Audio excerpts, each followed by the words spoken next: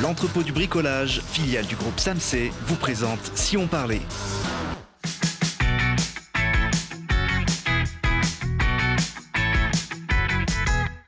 Parce que c'est important de regarder aussi ce qui se passe près de chez nous. Télé Grenoble vous donne la parole tous les jours du lundi au vendredi à 18h15, 20h15 et 23h15.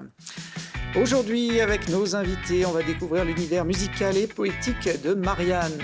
Rencontrer la nouvelle Miss qui porte les couleurs de notre département et parler d'écologie avec le festival Game Over. Pour parler de ces sujets, je reçois Anaïs Nzazi. Bonjour Anaïs, Miss Isère 2019. Une belle écharpe assortie à votre tenue. À côté de vous, il est venu un peu plus décontracté, César Bouvet. Bonjour César. Bonjour. Organisateur du festival Game Over qui se déroule cette semaine sur le campus universitaire. Et puis troisième invité de cette émission, Marianne Girard. Bonjour. Marianne. Auteur, compositeur, interprète. Marianne, c'est comme ça qu'on dit quand on maîtrise une chanson de A à Z. C'est à peu près ça. Vous menez de front deux carrières artistiques, j'ai envie de dire, en solo et en groupe. Oui, tout à fait. On avait eu le plaisir d'ailleurs de vous accueillir dans cette émission il y a à peu près 2 ans. En groupe, avec les Swing Girls. Voilà, alors je fais partie du trio Les Swing Girls. Donc ça me prend beaucoup de temps parce que c'est un groupe qui se développe beaucoup en France et à l'étranger aussi. Et puis, j'ai quelques petits moments où je peux quand même chanter en solo. Voilà. Alors ça, c'est en trio avec les Swing Girls. Je suis au milieu. Ça vous aurait échappé. Voilà. En blanc, c'est un style un peu inclassable, ce que vous développez avec ce trio. On est parti vraiment de l'univers rétro, les années 40, avec des costumes, etc. Donc au début, on faisait que des reprises, et aujourd'hui, on est passé sur de la composition. Et on a tout un spectacle, donc c'est, on va dire, un spectacle musical. Il y a des personnages, il y a des chansons. Vous êtes Jean dans les souvenirs. C'est ça. Des fois en noir, des fois en blanc, suivant le... Voilà, là, c'est la partie rock, là, voilà. Bon, c'est un groupe, comme vous le disiez, qui se développe bien. On a les plaisirs de les accueillir régulièrement dans les salles de spectacle de la région. Là, vous êtes dans une phase avec les Swing Girls de création pour un nouveau spectacle. Voilà, exactement. On est en phase de création, donc il y aura un nouvel album et un nouveau spectacle. Donc ça nous demande beaucoup de temps de création, de mise en scène, d'enregistrement, voilà. Donc l'objectif, c'est quoi pour ce nouvel album ? Alors l'objectif, c'est déjà, on passe un cap musicalement, c'est-à-dire qu'on aura plus d'instruments sur scène. On sera toujours toutes les trois, mais chacune aura d'autres instruments. Ça va être un peu plus rock. Et voilà. Début d'année prochaine. Voilà, le 10 janvier 2020. On a encore le temps d'en reparler, mais ce sera la sortie du spectacle et de l'album au Théâtre de Grenoble. Voilà. Donc un grand moment, j'espère. C'est compliqué de mener plusieurs projets artistiques assez différents. Oui et non, c'est vraiment enrichissant. On en a toutes les trois besoin d'avoir ces petits pôles un peu différents. C'est vrai que quand on a un projet qui marche beaucoup, on s'investit beaucoup dedans, mais ça laisse toujours un petit peu de temps pour faire d'autres choses. Faut croiser les plannings quand même. Un peu c'est ça, voilà, c'est ça. Voilà, c'est pour les concerts, un Tetris de planning. Avec 2 concerts le même jour, avec 2 groupes différents, ça peut être compliqué à gérer. C'est plus facile de monter sur scène seul ou en trio ? Alors c'est très très différent. En trio, c'est vrai que là maintenant on commence à avoir l'habitude. Ce spectacle tourne depuis 3 ans, donc on est vraiment rodé. Après, en solo, c'est un petit peu plus improvisé, on va dire. Il y a un petit peu plus de marge. C'est des salles plus petites avec plus de contact, on va dire, avec le public. C'est un petit peu différent, mais les deux sont super. Chansons plus intimistes. Voilà, exactement. Solo, vous appelez ça des chansons au féminin.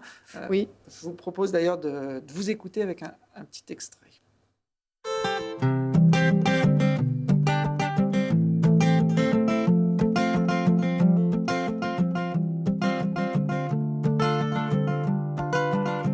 Aujourd'hui, je comprends tes paroles d'hier.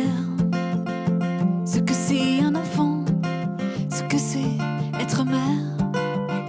Scénario similaire, mais les rôles ont changé. C'est mon cœur qui se serre, c'est moi qui cours après. Qu'une maman parfaite, non, ça n'existe pas. On essaye de l'être, suffirait d'être soi. Les erreurs, les regrets, les maladresses, les doutes. Et malgré ça, on reste une maman coûte que coûte. Maman, hein, ça s'appelle ce Ouais. titre. Voilà. Vous êtes une jeune maman? Oui, en effet. Puis cette chanson, elle parle vraiment de la transmission. En fait, j'explique que quand ma mère me disait des choses et que j'étais enfant, je comprenais pas ce qu'elle voulait dire. Et aujourd'hui, Et souvent, on comprend quand on est voilà, adulte. c'est ça. Qu'il fallait faire ses devoirs, qu'il fallait ranger sa chambre, C'est ça, ou des voilà. choses plus... Et c'est marrant quand je chante cette chanson, il y a plein de gens qui me disent ah mais oui mais carrément quoi, j'ai compris plein de choses quand je suis devenue parent moi-même. Voilà. Vos sources d'inspiration pour Alors écrire vos textes? le quotidien, comme beaucoup d'artistes, et puis des choses. Par exemple la chanson que vous entendrez tout à l'heure, ça parle du genre garçon manqué parce que c'est un thème qui me tient à cœur parce que j'étais ce qu'on appelle un garçon manqué et cette appellation m'agace un petit peu. Donc je tenais à le dire en chanson, voilà, par exemple. Je crois que les textos vous inspirent aussi. Regardez ce deuxième petit extrait.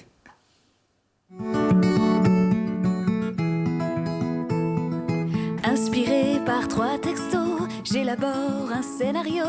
J'ai fait le casting, elle sera mon héroïne. J'imagine le décor, les costumes, les raccords. Je nous trouve des répliques empruntées aux grands classiques. Oh, Rancard, elle sera mon héroïne, ou peut-être rien à voir. Oh, Rancard, je remballe ma bobine, le rencard c'est ce soir.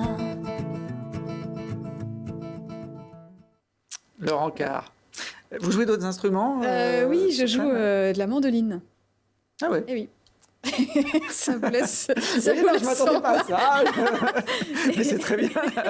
Et de l'harmonica. Voilà. Toujours seul en Alors non, scène je sur suis ce en projet? duo. D'ailleurs, on le voit dans la vidéo d'avant. J'ai un musicien qui m'accompagne, qui joue de la basse, qui joue du clavier et de la guitare. Voilà. Et moi, je joue du tom bass aussi. C'est ça. On n'est jamais aussi bien servi que par soi-même. Voilà, c'est vrai que voilà, on essaye d'utiliser tous les membres du corps quand on n'est pas nombreux.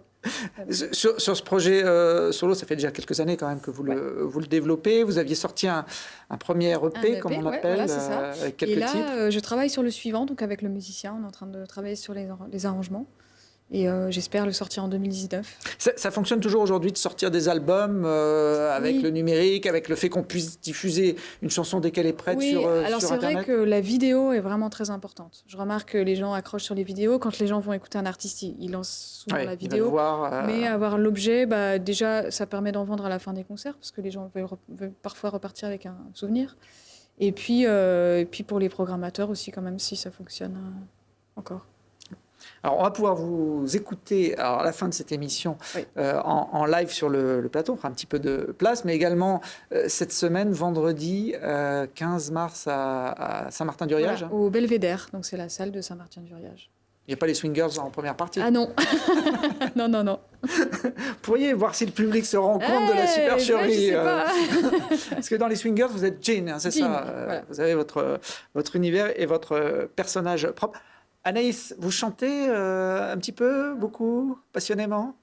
À la folie, Ouais. En tout cas, ça vous attire la chanson. beaucoup. Bon. Je sais qu'il y avait d'autres chanteuses parmi les candidates à cette élection de Miss Isère 2019, notamment une jeune fontainoise qui s'appelle Milena, qui s'était fait remarquer il y a quelques mois dans l'émission The Voice de TF1. On la voit là en train de reprendre, alors c'est une titre de Michael Jackson, Billie Jean, mais qu'elle aimerait vraiment arranger très bien. On va d'ailleurs l'écouter quelques secondes. Be careful what you love, be careful what you do, 'cause the love become the truth. Oh, Billie Jean, yes, not my lover. She's just a girl who claims I am the one, but the king is not my son. Vous avez déjà participé, Marianne, à ce genre d'émission? Non, non. Non, non, non. Non, non. Bon. J'ai pas eu l'occasion. Milena a séduit le jury, mais pas allé au bout de The Voice. Mais c'est vrai qu'aujourd'hui, ça peut paraître incontournable quand on veut faire carrière, et notamment au niveau national, de passer par ces émissions qui sont vues par des millions de... C'est vrai, c'est on va dire, c'est une bonne visibilité, c'est certain. Bon, alors Milena a séduit le jury de The Voice. n'a pas séduit le jury de Miss Isère, puisque c'est Anaïs qui a remporté l'élection. Pour le concours, je suis désolé Marianne, mais il faut faire plus d'1m70 et avoir moins de 25 ans.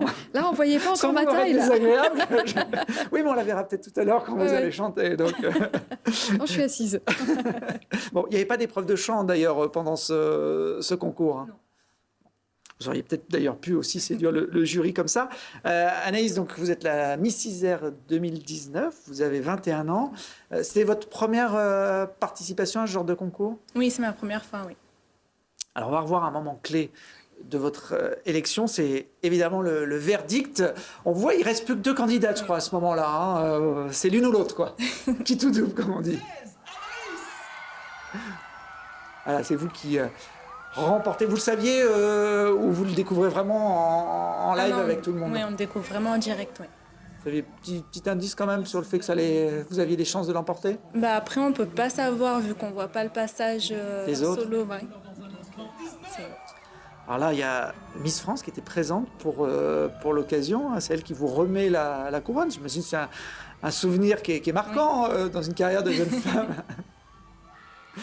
Miss France qui était Miss Tahiti, je crois, avant de devenir l'égérie nationale. Et puis la deuxième, qu'on appelle la première dauphine dans le milieu, on peut la citer, elle s'appelle Odyssia Durand. Elle avait également terminé deuxième du concours en 2018. Alors, je ne sais pas si elle retentera sa chance en 2020.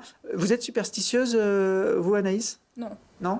Parce que vous aviez le numéro 13 hein, sur cette élection, je ne sais pas si vous avez remarqué, ça, c'est censé porter des chances. Bon, bah, là, ça s'est bien passé. Ce n'est pas vous qui aviez demandé à avoir Non, on n'a pas demandé, oui. Ce numéro-là.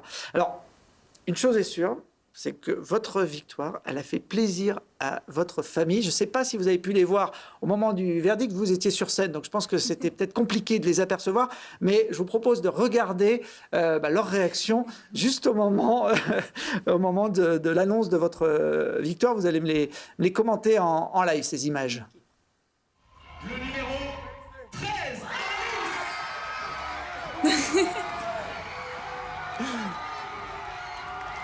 Alors là, c'est la championne du monde de foot. Hein.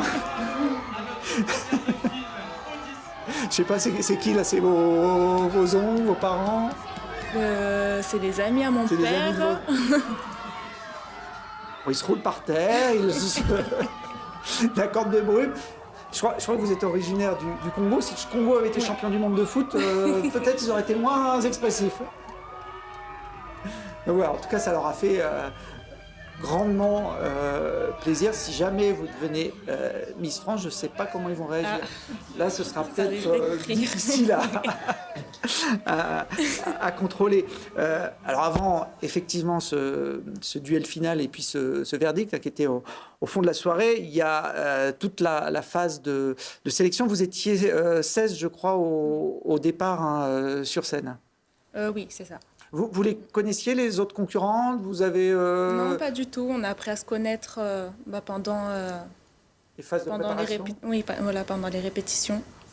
Mais sinon, oui, on ne se connaissait pas du tout. Comment ça se passe l'ambiance? Parce que vous êtes toutes concurrentes, il n'y a qu'une Miss hein, sur une élection. On jauge un peu l'adversité, on regarde... Au début, on est un peu toutes méfiantes, on se regarde, on essaye d'apprendre à se connaître. Mais après, au fur et à mesure, oui, on crée quand même des liens et on s'attache beaucoup. Oui. Alors, ça dure plus de 3 heures, une élection. C'est presque un défi sportif. Il faut tenir la cadence parce que vous avez plusieurs chorégraphies. On vous voit là en scène dans différents costumes. Voilà, ça ne s'improvise pas. Surtout qu'il y a du monde. Hein. Il y avait plus de 1000 personnes ce soir-là. C'était à Alvar, à la Pléiade d'Alvar. Donc, j'imagine que quand on n'a pas l'habitude comme ça d'être sur scène devant autant de monde, il faut bien le préparer. Oui, beaucoup. C'est quoi le moment qui vous a le plus plu? Il y a toujours ce passage en maillot. Je ne sais pas si c'est un moment agréable ou pas pour une Miss. Pour moi, ça a été mon passage préféré parce que c'est le moment où justement on peut vraiment se surpasser, montrer vraiment qui on est. Et c'est là où j'ai tout donné. Passer en solo hein, dans ces défis-là. Qui juge? C'est le public? C'est des professionnels? Jury. Il y avait un jury. Donc, le public, il a le droit. Enfin, il y a le public qui vote et ensuite il y a le jury qui, parmi les 8 qui ont le plus de votes, va sélectionner les Miss. D'accord. Alors, il y avait dans le jury, évidemment, la Miss France. Vous avez pu échanger avec elle et ça va être normalement l'étape suivante pour vous, ou le but, en tout cas, C'est un objectif. Ouais, c'est un objectif quand on se présente à ce genre de concours. Qu'est-ce qui va se passer entre les deux? Parce que l'élection de Miss France, c'est au mois de décembre 2019. Il y a encore quelques longues semaines avant. Vous savez à quoi vous attendre en tant que Miss Isère? Ça fait déjà quelques semaines que vous avez l'écharpe. Vous avez pu prendre la mesure de ce rôle? Bah, pour le moment, j'ai fait une élection, c'était ce dimanche. C'était l'élection de Miss Lyon. Donc j'ai été invitée. Puis après, oui, je vais être invitée dans pas mal d'élections. Je vais faire pas mal de sorties. Et je vais préparer aussi l'élection de Miss Rhône-Alpes. Ah, c'est la deuxième étape, Oui. c'est ça. Il y a d'abord l'élection régionale, et puis celle qui remportera cette élection aura le droit de défendre les couleurs de notre région à Paris au mois de décembre. Au fond de vous, vous dites que c'est possible, que... On garde espoir. Ouais. Oui. Bon, je ne sais pas ce que vous en pensez, César et Marianne. Est-ce que Anaïs peut... Il n'y a jamais eu de Miss France iséroise dans l'histoire de ce concours. Jérémy Chevron, qui est l'organisateur, me confirmera ça depuis son petit écran, parce qu'il doit nous regarder, mais je crois qu'il n'y en a encore jamais eu. Donc, moi, je trouve qu'Anaïs, elle a quelque chose. Elle passe très bien aussi à la télé. Hein, ça serait, voilà, et puis vous portez très bien le bleu. Je ne sais pas si ça peut vous porter bonheur, cette couleur. Mais en tout cas, on suivra évidemment. On est assez fidèle à Télé Grenoble aux Miss Isère. Et si elles vont loin dans le concours national, on est évidemment leur premier supporter. Est-ce que vous êtes sensible aux sujets environnementaux, Anaïs? Quand même. Ouais, vous faites attention à ça. Alors, ce que va vous raconter César va sûrement vous intéresser, puisque César organise cette semaine le festival Game Over, ou Game Over, si on veut jouer le jeu de mots jusqu'au bout. Alors, on ne parle pas de jeux vidéo du tout, hein, mais il y a un petit jeu de mots, évidemment, avec ça. Et avec le sens, Game Over, c'est la fin d'une partie. Quand on est adepte des jeux vidéo, on a perdu en général. C'est un festival qui parle d'environnement, mais avec un angle un peu particulier. Oui, très particulier. Vous venez de dire justement, c'est Game Over, on ne sait pas trop comment le prononcer. Et justement, on ne sait pas trop où on se dirige. Game Over, ou alors justement le jeu passe au vert. Donc c'est tout l'intérêt justement de ce titre un petit peu particulier. C'est de dire, voilà, on pose la situation comme étant critique. Donc maintenant, il faut faire quelque chose. Et à l'inverse d'un jeu vidéo, quand on meurt, on ne peut pas recommencer. Oui, là, quand la planète sera détruite, on n'aura pas une deuxième partie. C'est une première édition, ce festival. Ça se déroule sur le campus universitaire. C'est une initiative étudiante à la base. Oui, c'est organisé uniquement par des étudiants et ça se passe que sur le campus. Donc il y a certains événements à Sciences Po Grenoble, d'autres à l'IAE et d'autres encore à l'espace vie étudiante, Eve. Alors, il y avait une semaine de débats, de rencontres, de conférences. Vous aviez des intervenants assez prestigieux. Éric Piolle, le maire de Grenoble, on va dire, et ça ne lui fait pas très loin pour venir. Mais il y avait Julien Bayou, par exemple, porte-parole d'Europe Écologie Les Verts, ou encore l'ancienne ministre Cécile Duflot. Ils ont été faciles à convaincre. Quand on démarre un festival, qu'on est étudiant, c'est pas forcément évident d'avoir un carnet d'adresses bien rempli. C'est pas évident, mais je dirais qu'ils sont très... ils aiment beaucoup ce genre d'initiative qui vient justement des étudiants. C'est de montrer qu'on est de plus en plus préoccupé par ces questions-là et ils y répondent très favorablement. Donc là-dessus, non, on n'a pas eu trop de soucis. Après, c'est à nous justement de proposer derrière quelque chose qui soit vraiment pertinent pour eux et qui est vraiment une volonté derrière qui s'inscrit dans le même mouvement qu'ils essaient de porter. Alors ce jeudi à Ève, donc sur le campus, il y a un forum des initiatives. Qu'est-ce qu'on va y trouver? Alors il y a plusieurs associations qui seront là justement pour parler d'écologie, d'alimentation, donner des solutions pratiques pour changer nos pratiques et aussi pour parler plus globalement d'écologie. Donc là, c'est vraiment un endroit de passage où on va pouvoir directement discuter avec ces interlocuteurs-là et ça se prolongera justement le soir avec un buffet, on va dire un moment un petit peu plus détendu. Alors, en Belgique, par exemple, il y a depuis plusieurs mois un mouvement étudiant qui s'est développé par rapport à ces enjeux environnementaux. Les étudiants belges descendent dans la rue régulièrement, en nombre, et on n'a pas l'impression qu'en France, il y ait la même dynamique du côté du monde étudiant. Alors, à première vue, oui, c'est ce qu'on voit.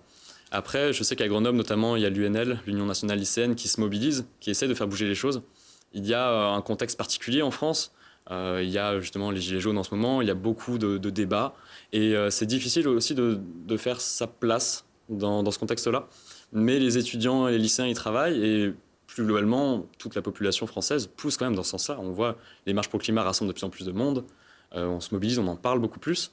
Donc non, je suis quand même assez confiant sur le fait que ça va commencer à prendre. Il y a une étudiante, je crois, norvégienne, qui a lancé un mouvement suédoise pour faire grève le vendredi 15 mars sur les campus un peu européens. Oui, c'est ça. Elle a commencé à faire grève plus ou moins toute seule. Et de plus en plus, les gens ont commencé à rejoindre le mouvement. Et maintenant, on voit ça prend une ampleur très réjouissante d'un côté. C'est super. Et justement, ce vendredi-là, le vendredi 15 mars, il y a un appel comme ça, international, pour faire pareil. Et on espère que ce soit, en tout cas, à Grenoble, parce qu'à Paris, ils le font déjà un petit peu, mais que ce soit le début, justement, d'une suite et que ça se reproduise de plus en plus et qu'il y ait un petit effet boule de neige. À suivre, on verra si donc l'appel venu de la Suède ou des pays scandinaves rebondit ici à Grenoble. Le festival, vous ne faites pas grève vous vendredi 15 mars puisque c'est la dernière journée. Le programme complet du festival est sur le site internet, le bien nommé, Game au Vert, comme le nom du festival. Puis on espère qu'il y aura une deuxième édition l'année prochaine en 2020. Il y a une marche pour le climat en tout cas qui sera organisée ce samedi à Grenoble. Voilà, Marianne, je sais que vous êtes un petit peu écolo et sensible aussi à ces thématiques. À notre, on va dire, à notre mesure, on essaye, comme je vous disais en loge, on essaye, même si on sait bien que notre métier de musicien fait qu'on fait des grands trajets pour un seul concert, on essaye d'utiliser par exemple le train, de ne pas avoir de bouteilles en plastique sur scène. Voilà, on essaye un peu de faire comme on peut, des petits gestes comme ça. Du quotidien. Eh ben, on va se quitter avec vous, Marianne. On a eu la maman, le rencard. On va se quitter avec le garçon manqué que vous nous proposez en live sur ce plateau. Merci à tous. Et puis, donc, vendredi soir au Belvédère du Riach, si vous voulez voir Marianne de façon beaucoup plus longue.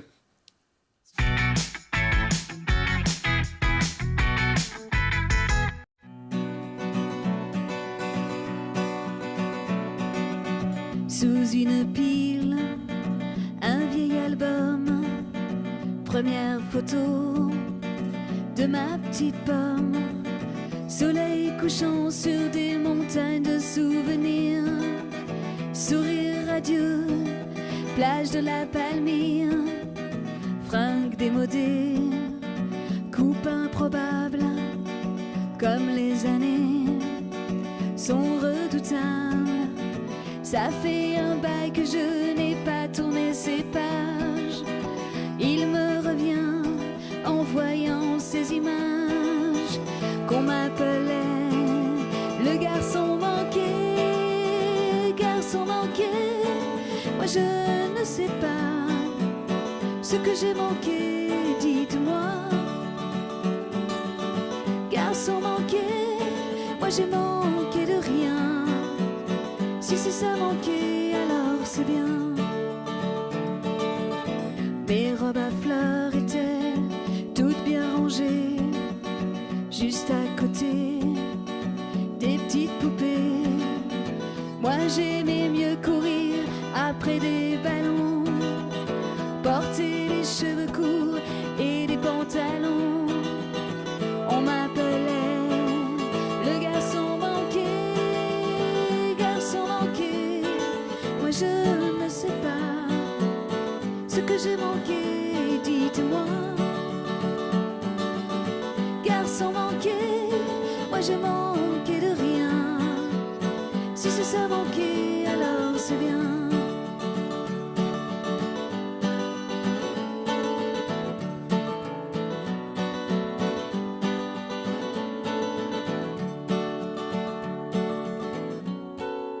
Oui, c'est vrai, j'ai manqué de courage pour affirmer celle que j'étais. Ni folle, ni sage, ni manquée. Garçon manqué, moi je ne sais pas ce que j'ai manqué, dites-moi. Garçon manqué, moi j'ai manqué de rien. Si c'est ça manqué, alors c'est bien. Garçon manqué, non je ne sais pas ce que j'ai manqué, dites-moi. Garçon manqué, moi j'ai manqué de rien. Si c'est ça manqué, alors c'est bien. Si c'est ça manqué, alors c'est bien. Si c'est ça manqué, alors très bien.